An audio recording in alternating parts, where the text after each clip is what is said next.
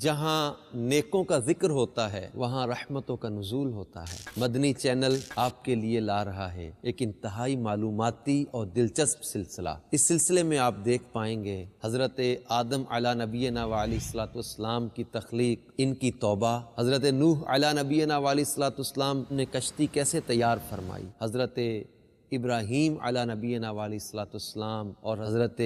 اسماعیل علی نبینا و علیہ الصلوۃ والسلام کی قربانی کے واقعات، عصائے موسیٰ، صبر ایوب، حضرت یوسف علی نبینا و علیہ الصلوۃ والسلام کا کنعان سے مصر کی طرف سفر، حضرت عیسیٰ علی نبینا و علیہ الصلوۃ والسلام کا آسمانوں کی طرف اٹھائے جانا، حضرت سلیمان علی نبینا و علیہ الصلوۃ والسلام کی زمین پر حکومت،